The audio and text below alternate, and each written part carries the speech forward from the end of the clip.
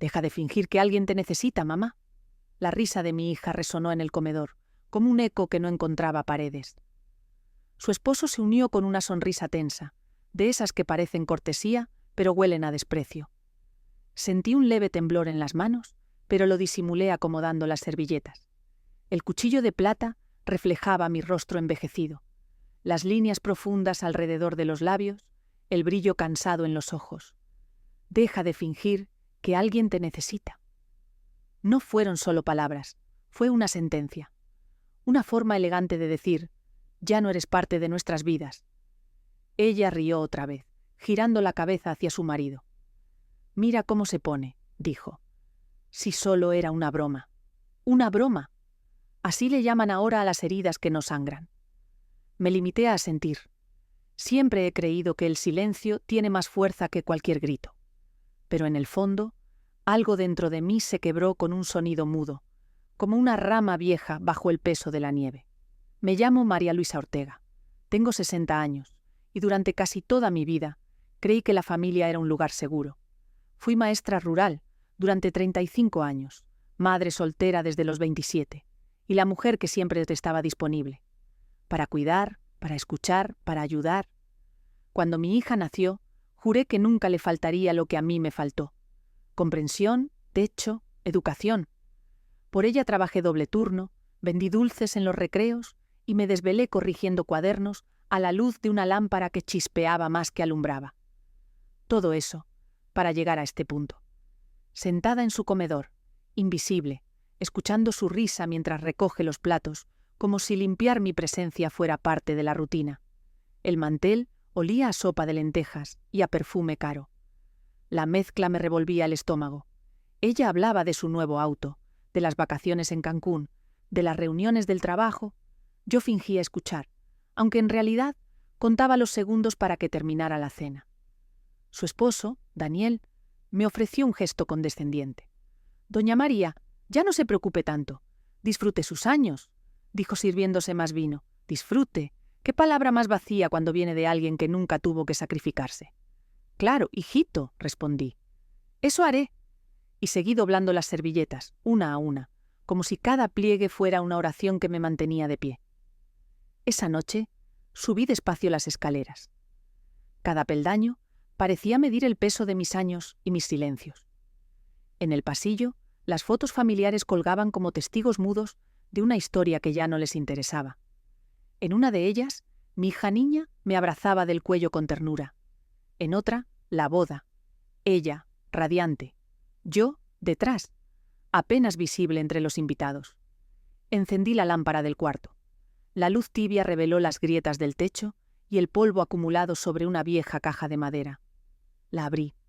Dentro estaban mis papeles, mis recuerdos, los fragmentos de una vida que nadie más recordaba.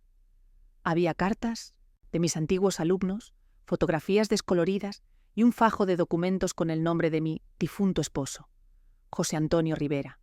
Él no era el padre de mi hija, pero fue quien me ayudó a levantar esta casa con sus propias manos, ladrillo a ladrillo. En una de sus cartas, escrita antes de morir, había una frase que siempre me perseguía. Si algún día te hacen sentir extraña en tu propio hogar, recuerda que esta casa lleva tu nombre. Cerré los ojos. El eco de su voz parecía flotar entre las paredes. Y entonces lo comprendí.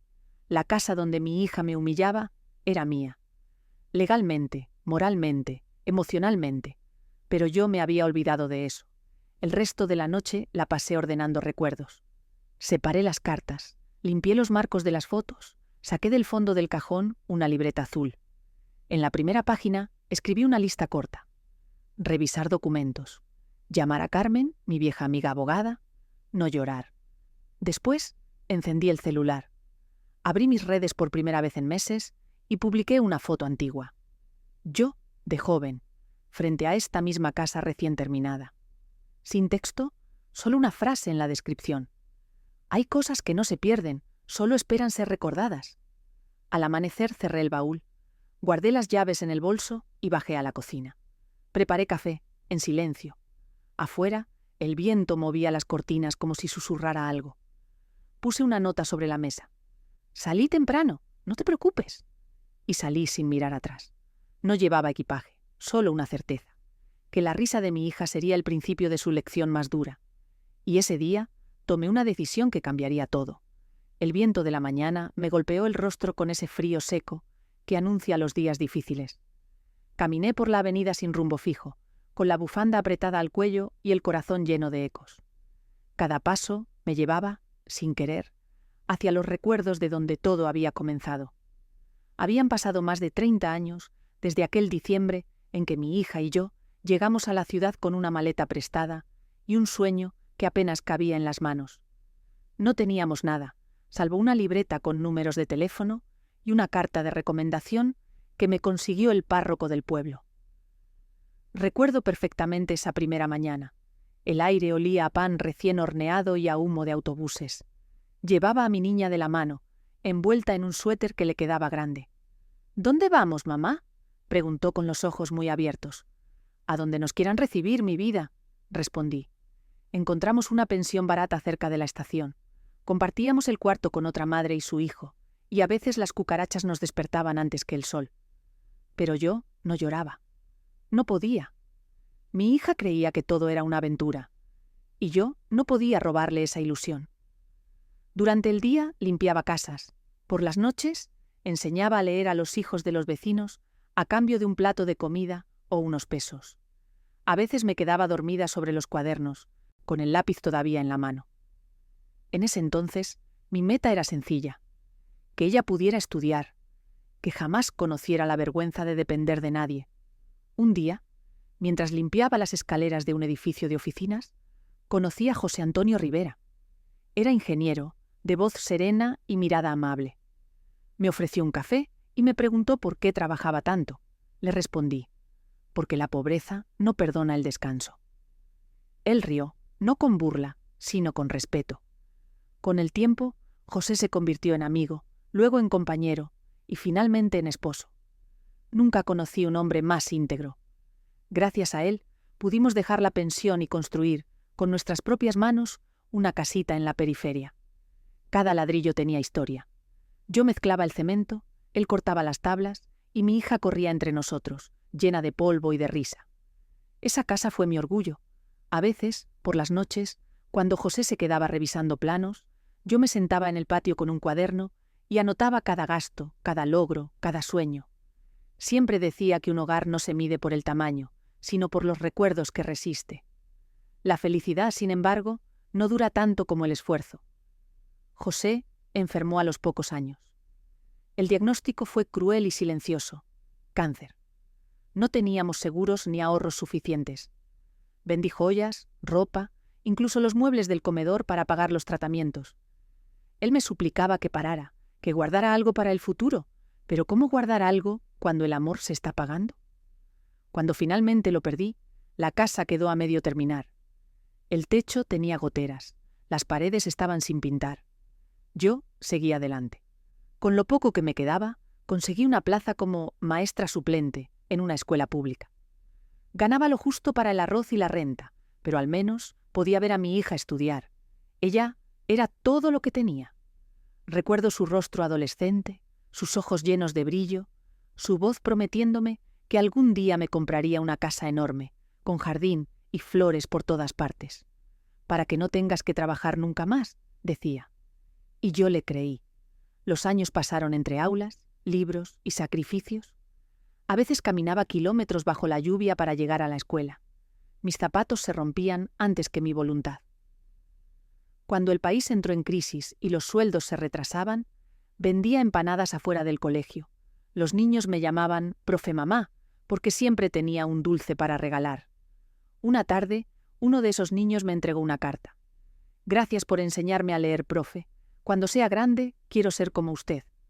Esa fue la primera vez en años que lloré. No de cansancio, sino de gratitud. Guardé esa carta en la misma caja donde estaban los documentos de José. Y sin saberlo, en ese momento planté la semilla que algún día florecería. Con el tiempo, mi hija se casó con Daniel. Fue una boda sencilla, pero llena de risas. Yo le regalé un sobre con mis ahorros de toda la vida, diciéndole que era su inicio limpio. No quise que empezara su matrimonio con deudas. Ella lloró al recibirlo, me abrazó fuerte y me dijo: Mamá, tú siempre tendrás un lugar conmigo. ¿Quién hubiera dicho que ese lugar, años después, se convertiría en una silla incómoda al final de la mesa? Esa mañana, mientras el sol subía sobre los tejados, comprendí algo que nunca quise aceptar. Yo había entregado mi vida entera para que otros pudieran empezar la suya, y en ese proceso me había borrado a mí misma. Pero algo en mí comenzaba a despertar. El amor no se extingue, se transforma, y el mío, por primera vez, empezaba a transformarse en respeto propio. Me detuve frente a una cafetería. Pedí un pan dulce y abrí mi libreta azul. Entre las páginas, la vieja carta de mi alumno asomaba como un recordatorio. La acaricié con los dedos y sonreí. Aún tenía historias que contar, y verdades que nadie me imaginaba. Y mientras el reloj marcaba las 8, supe que el pasado que creí enterrado estaba a punto de regresar, con todo su peso. El amanecer se filtraba entre las cortinas, tiñendo mi habitación de un tono dorado y melancólico. Esa luz, que antes me parecía tibia, ahora me resultaba casi hiriente. Había pasado toda la noche revisando documentos, recordando promesas y tratando de entender en qué momento mi silencio se volvió costumbre. Sobre la cama reposaban 3 cosas: la vieja llave envuelta en un pañuelo, la carta de José Antonio y una carpeta amarillenta con el título Propiedad Rivera Ortega. No recordaba haberla visto en años. Al abrirla, el olor a papel húmedo me devolvió a un tiempo en que aún creía que el amor y el esfuerzo bastaban para asegurar un lugar en el mundo. Leí cada línea con atención. La casa estaba registrada a mi nombre. No había duda. José se había asegurado de eso antes de morir. Sin embargo, por años, yo dejé que todos asumieran lo contrario. Tal vez porque me daba vergüenza tener algo cuando los demás lo perdían. O quizás, simplemente, porque había olvidado reclamar lo que era mío. Preparé café. El sonido de la cafetera llenó el silencio con un ritmo casi maternal. Mientras el aroma inundaba la cocina, escuché pasos en el pasillo. Era mi hija. Bajaba con su bata de seda bostezando. ¿Ya despierta, mamá?, preguntó sin mirarme. Hoy vendrá el agente de bienes raíces. Vamos a mostrar la casa, ¿recuerda? ¿La casa?, pregunté, fingiendo sorpresa. Sí, Daniel quiere ponerla a la venta. Dice que es demasiado grande para nosotros. Y, bueno, usted podría quedarse un tiempo en la casa de reposo que le mencioné. Tome un sorbo de café, lento. ¿Y quién firmará los papeles? Daniel, respondió con naturalidad. Él se encargará de todo, asentí. Perfecto. Ella sonrió, pensando que mi docilidad era conformismo, pero no. Era cálculo. Había aprendido que la calma desarma más que la furia. Esa misma mañana salí al mercado y pasé frente a una papelería antigua. En el escaparate vi un sobre de color marfil, igual a los que usaba cuando enviaba cartas a mis exalumnos. Sin pensarlo, compré uno. Luego, caminé hasta un pequeño despacho de abogados en la esquina de la plaza. El cartel decía: Bufete Morales Asociados. Toqué la puerta y una voz conocida respondió desde dentro. «María Luisa», exclamó una mujer con el cabello canoso y una sonrisa cálida. «¿Cuánto tiempo?» «Demasiado, Carmen. Necesito tu ayuda».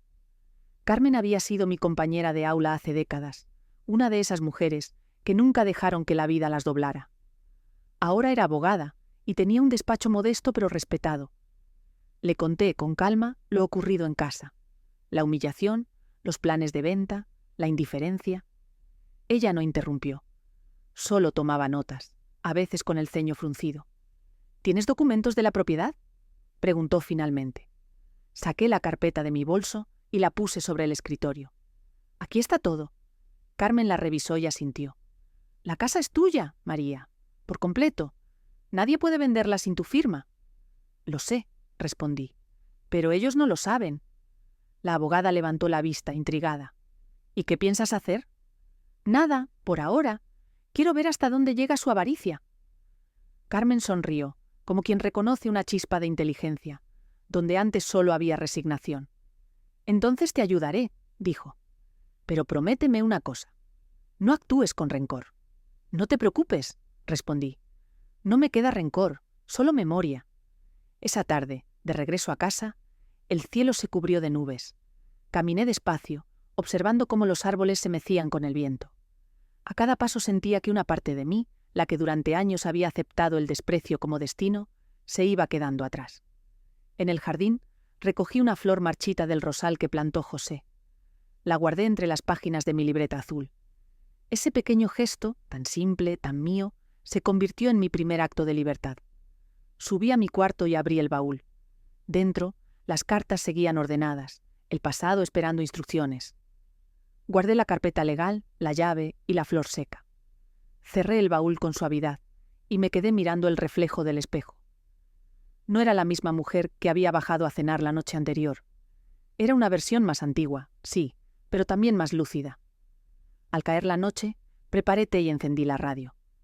La voz de un locutor hablaba sobre el poder del perdón, y pensé en lo irónico que sonaba. Perdonar no siempre es olvidar. A veces, perdonar es mirar la verdad sin miedo. Escribí una carta corta, con tinta azul. A veces, los hijos creen que el amor de una madre es infinito, pero olvidan que también es humano. Y cuando un amor humano se cansa, deja de mendigar. Doblé la carta y la guardé en el sobre marfil. No tenía destinatario todavía, pero intuía que pronto lo tendría. Apagué la luz, dejé la ventana, entreabierta y me acosté. El viento traía olor a lluvia y a promesa, y mientras el primer trueno se escuchaba a lo lejos, supe que el tiempo del silencio estaba llegando a su fin. Lo que antes era miedo, ahora era estrategia, y lo que antes era tristeza, se estaba convirtiendo en poder. Durante los días siguientes, me convertí en una sombra dentro de mi propia casa. Caminaba despacio, escuchaba más de lo que hablaba, y aprendí que el silencio revela más que cualquier pregunta. Mi hija y Daniel creían que yo seguía perdida en mis recuerdos, sin imaginar que ahora cada palabra suya quedaba grabada en mi mente como una nota en un cuaderno de evidencias. Una tarde, mientras doblaba la ropa en el cuarto de servicio, escuché sus voces en el pasillo. «¿Estás segura de que firmará sin problema?», preguntó él. «Claro, es mi mamá, no sabe nada de papeles. Además, Carmen ya no trabaja en eso, ¿no? Bueno, más vale que todo salga rápido. Necesitamos ese dinero antes de que venza el plazo del préstamo». «No te preocupes», respondió ella. «En 2 semanas, esta casa será historia». El corazón me latía con calma. Ni siquiera rabia sentí, solo una certeza helada. Ya no se trataba de desamor, sino de traición. Coloqué la última toalla sobre la repisa y seguí doblando, como si nada. Por dentro, una voz serena me decía: «Sigue observando, María. Aún no es momento». Esa noche, mientras fingía leer en la sala, vi a Daniel entrar con un maletín. «Voy a revisar unos documentos», le dijo a mi hija, pero su mirada evitó la mía. Esperé a que ambos subieran al cuarto y cuando el silencio llenó la casa, caminé hacia el escritorio. El maletín estaba cerrado con clave, pero el descuido siempre deja rendijas. En una de las carpetas que sobresalían había un papel visible. Lo tomé con cuidado. Era una copia del contrato de venta, con mi nombre mal escrito, falsificado. Respiré hondo. Me dolió más la confianza perdida que la mentira misma. Dejé el documento exactamente donde estaba y regresé a mi sillón. La lectura seguía abierta en la misma página. Los hijos heredan la tierra, pero no siempre la gratitud. Sonreí con amargura. Al día siguiente la rutina continuó como si nada. Mi hija me habló del nieto, de su trabajo, de un viaje que planeaban a España. «Será solo por unas semanas», dijo. «El agente se encargará de los papeles mientras tanto». Yo asentí, sirviéndome café. «¿Y quién pagará los impuestos de venta?» «Oh, Daniel lo manejará. Es bueno con los números». El bueno con los números ya había vaciado mi cuenta de ahorros meses atrás, cuando le presté dinero para un negocio. Nunca lo devolvió, ni me dio explicación. En ese momento, entendí que todo formaba parte del mismo plan. Esa tarde fui a visitar a Carmen. Le conté lo del contrato falsificado. Ella me escuchó sin sorpresa. «No firmes nada, María. Déjalos creer que pueden. A veces la justicia llega sin que uno levante la voz». Me entregó un sobre cerrado. «Aquí tienes una copia certificada del título original, por si intentan algo. Guárdalo bien». Lo escondí entre las páginas de mi libreta azul, justo donde estaba la carta de mi alumno. Antes de irme, Carmen me tomó la mano. «¿Quieres denunciarlos?» «No todavía», dije. Quiero que aprendan lo que significa perder sin que nadie los toque. Los días siguientes se llenaron de pequeños descubrimientos. Un mensaje que mi hija dejó abierto en su celular. Si todo sale bien, podremos saldar la deuda y empezar de nuevo. Un recibo del banco con montos que nunca vi. Una conversación telefónica, susurrada desde el balcón. Tranquilo, Daniel, mi madre no sospecha. Cada detalle, cada palabra, era una grieta más en el muro de la confianza. Y sin embargo, yo no me derrumbaba. Había algo nuevo dentro de mí. Una serenidad firme, como la tierra antes de la tormenta. Una noche, mientras guardaba los platos, vi algo que me detuvo. Mi hija tenía en la mano una de las cartas de José Antonio. La había encontrado en el baúl, seguramente buscando documentos. «¿Qué es esto?», preguntó, fingiendo curiosidad. «Una carta de tu padrastro», respondí. «La escribió poco antes de morir». «¿Y por qué la guardas todavía?» «Porque hay palabras que no prescriben». Ella la devolvió al baúl sin mirarme, pero su expresión cambió al leer las primeras líneas. Sabía que había algo ahí que podía complicar su plan. Esa noche cerré el baúl con llave. Los siguientes días llovió sin pausa. El agua golpeaba el techo como un metrónomo constante y cada trueno parecía marcar un nuevo paso en mi estrategia. Me levantaba temprano, cocinaba, sonreía y hacía todo exactamente igual. Pero en silencio, iba preparando cada movimiento. Fotocopié los documentos, revisé mi cuenta bancaria, hice llamadas discretas.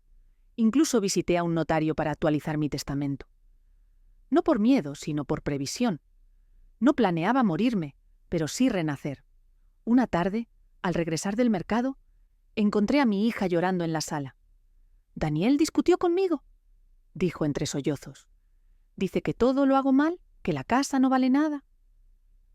Me senté a su lado y le ofrecí un pañuelo. «A veces, hija, el dinero revela lo que el amor escondía». Ella me abrazó, buscando consuelo. Yo la abracé también, pero sin cerrar los ojos. Ya no era solo mi hija. Era la mujer que había intentado borrarme.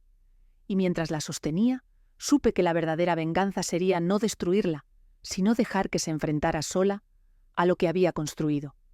El silencio se volvió mi mayor arma, y el dolor, mi mejor aliada. Porque cada mentira tiene su hora, y la suya estaba a punto de amanecer. El primer domingo de marzo amaneció con un silencio extraño. La lluvia había cesado después de una semana entera, y el aire olía a tierra mojada y café recién colado. Me vestí con mi suéter gris y bajé despacio las escaleras. En la mesa, un sobre blanco destacaba sobre el mantel. Reconocí la letra de Daniel.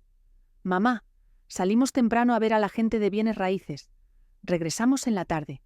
Te dejamos algo de dinero para tus gastos». Debajo del sobre había 2 billetes doblados con descuido. No los toqué. El dinero, cuando viene con condescendencia, pesa más que la deuda. Ese día decidí empezar. No un plan de venganza, sino de justicia. La diferencia es que la venganza destruye, y la justicia ordena. Saqué del cajón mi libreta azul. En la primera página escribí una sola frase. El respeto no se mendiga, se recupera. Luego, enumeré tareas sencillas.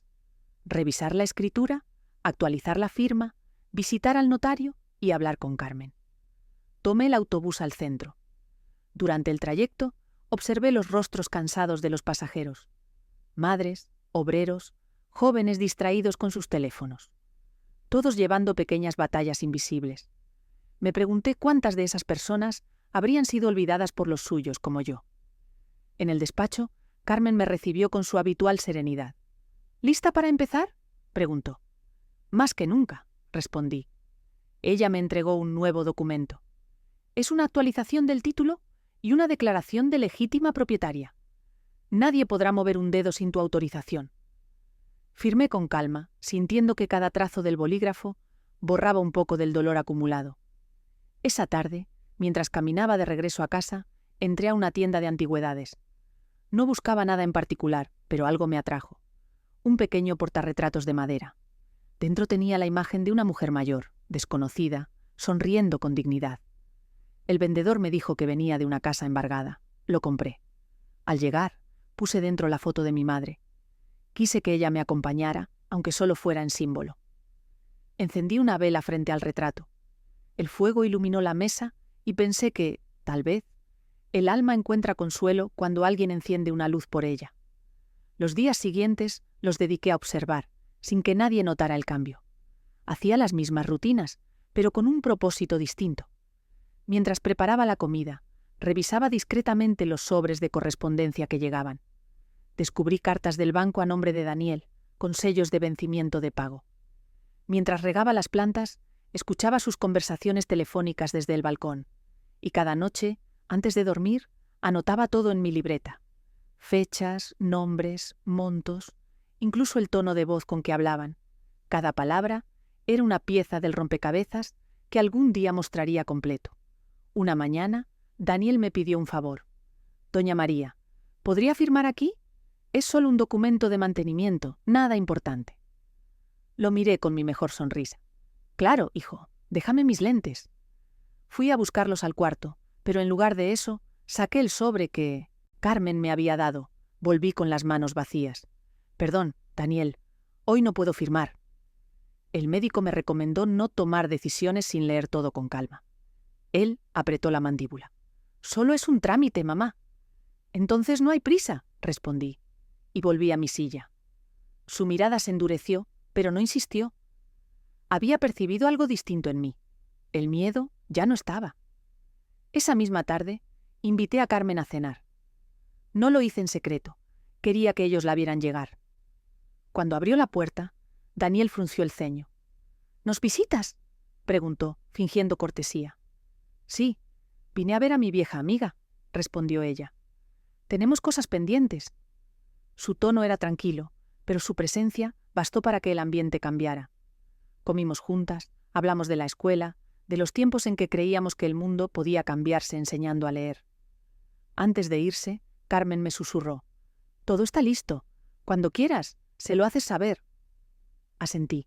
Esa noche, mientras subía las escaleras, escuché a mi hija decir: «No me gusta esa mujer. Desde que apareció, mamá se comporta diferente». Daniel respondió: «Tranquila, no va a durar mucho». Sonreí en la oscuridad. No sabían que la mujer era el reflejo de lo que alguna vez fui. Una María Luisa que no pedía permiso para existir. Al día siguiente, me levanté temprano y fui al jardín. El rosal que plantó José había vuelto a florecer, después de años de silencio. Corté una rosa y la puse en un vaso junto al retrato de mi madre.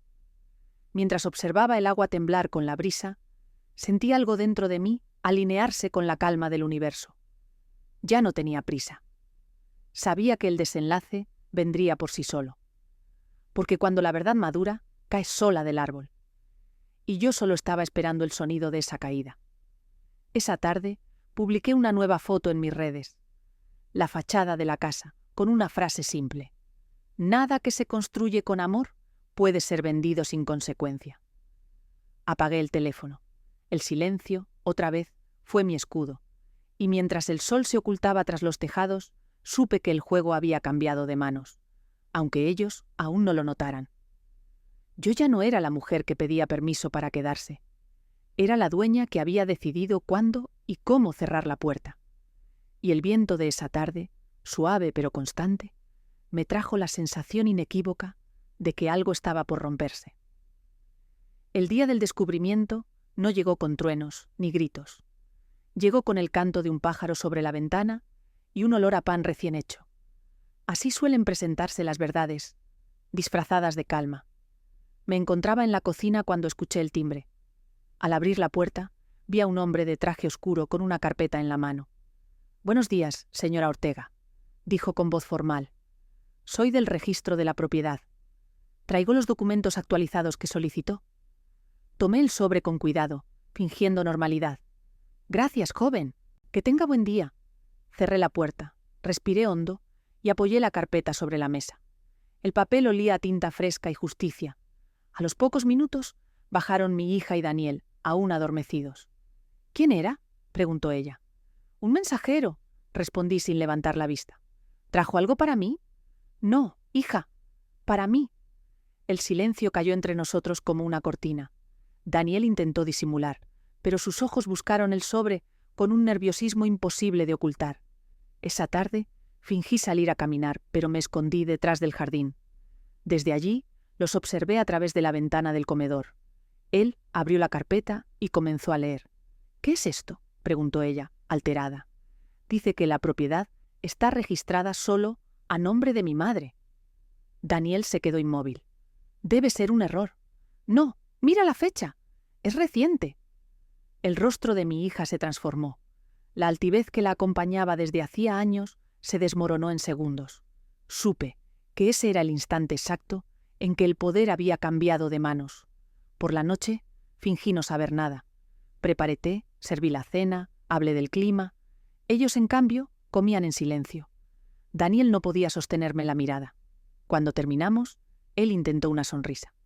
«Doña María, quería pedirle disculpas. Tal vez hubo un malentendido con el agente». «No te preocupes, hijo», respondí. «Los malentendidos son útiles. Nos enseñan quiénes somos realmente». Mi hija bajó la cabeza. Por primera vez la vi pequeña. No por su edad, sino por su conciencia. Al día siguiente, invité a Carmen a tomar café. Nos sentamos en el jardín, justo frente al rosal florecido. Mientras hablábamos, Daniel llegó. Su expresión era tensa, el rostro pálido. «¿Necesito hablar con usted, señora?», dijo con voz contenida. «Por supuesto», respondí, sirviéndole una taza. «Siéntate». Él vaciló, luego se sentó. «Reconozco que cometí errores». «No, Daniel», lo interrumpí suavemente. «Cometiste delitos». El color desapareció de su cara. «Yo...».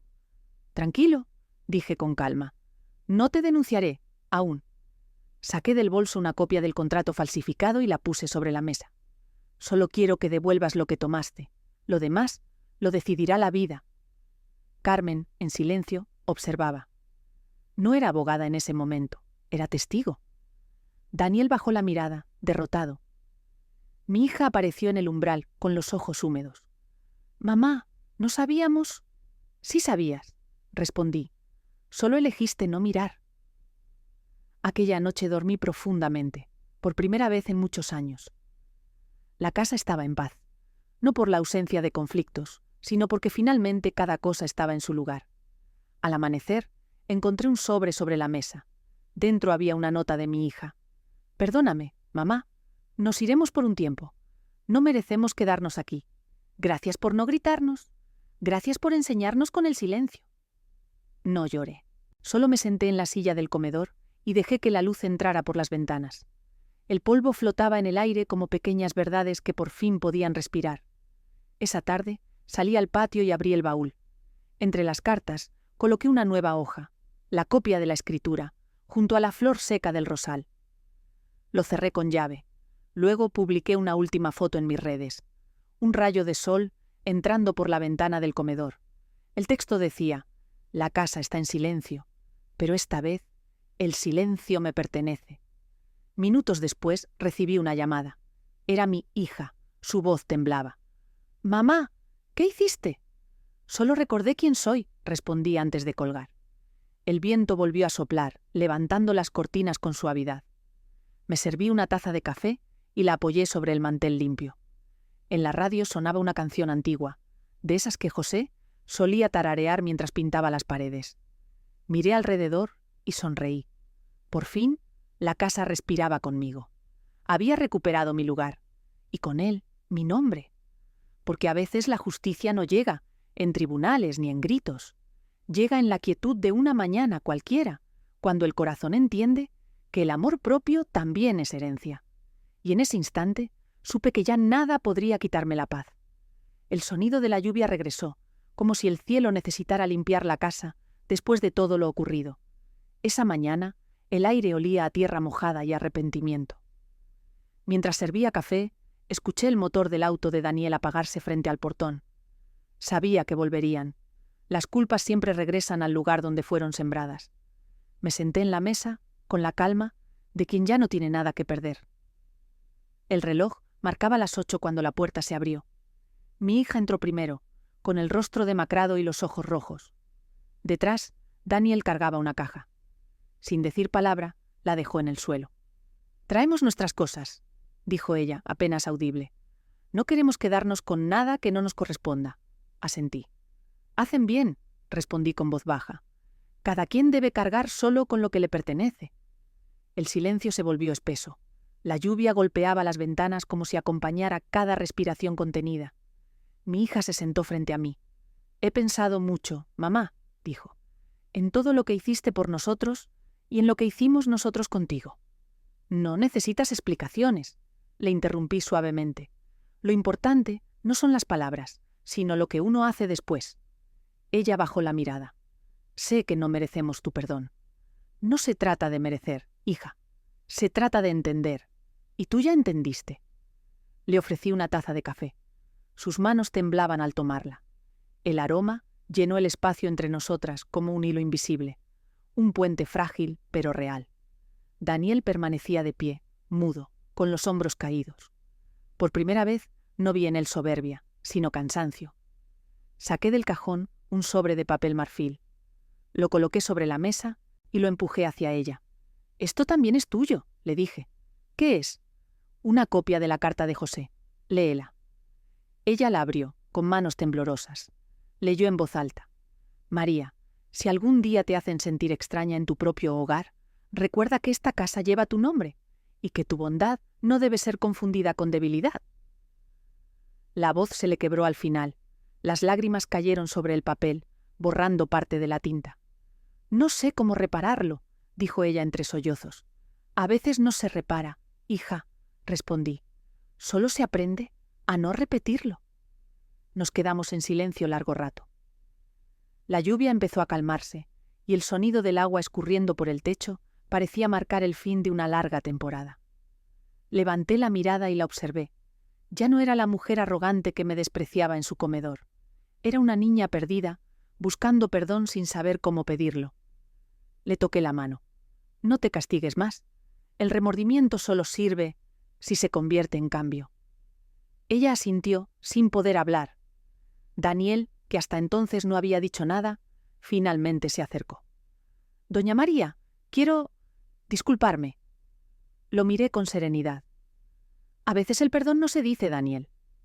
Se demuestra con distancia». Él entendió. Bajó la cabeza, tomó la caja y salió bajo la lluvia.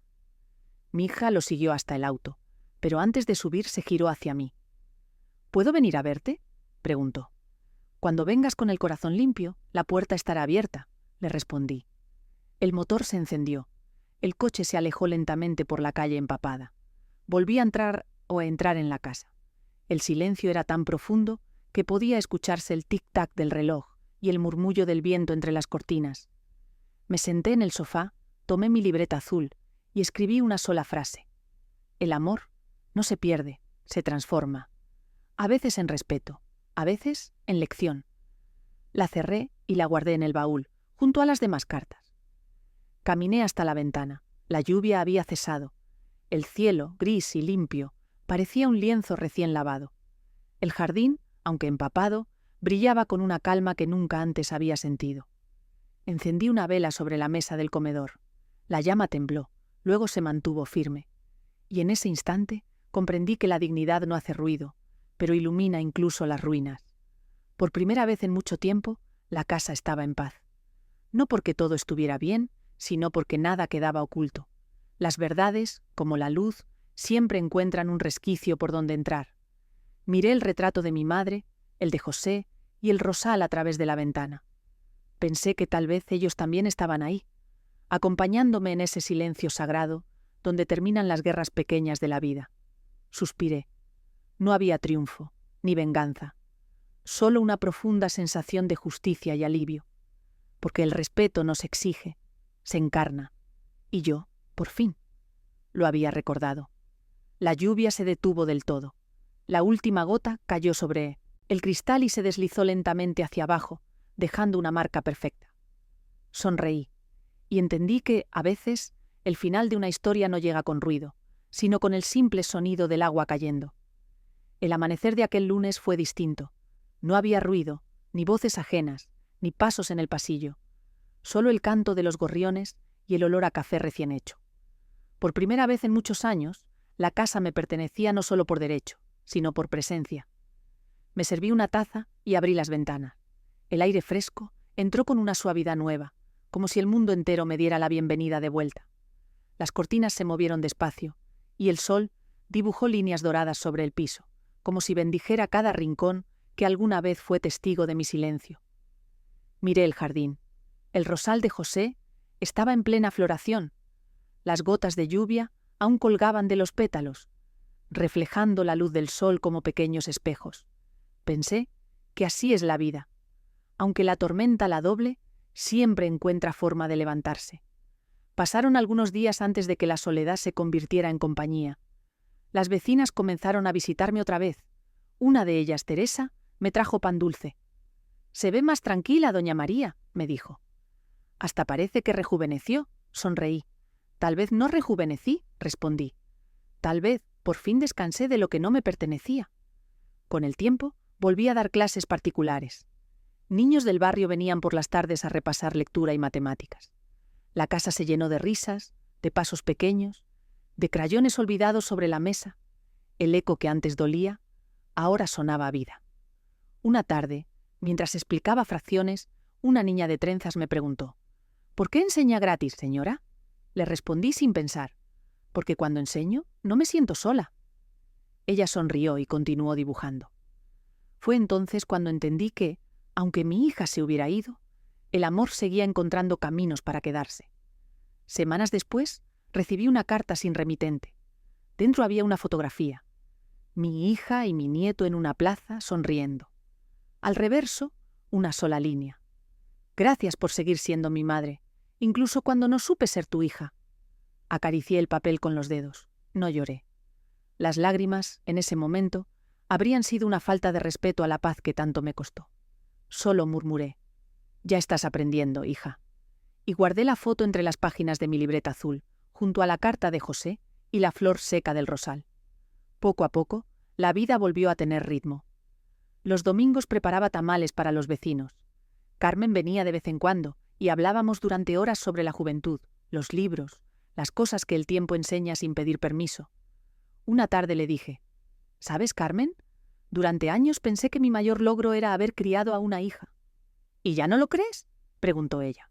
«Ahora creo que mi mayor logro fue aprender a criarme a mí misma». Ella sonrió y brindamos con café.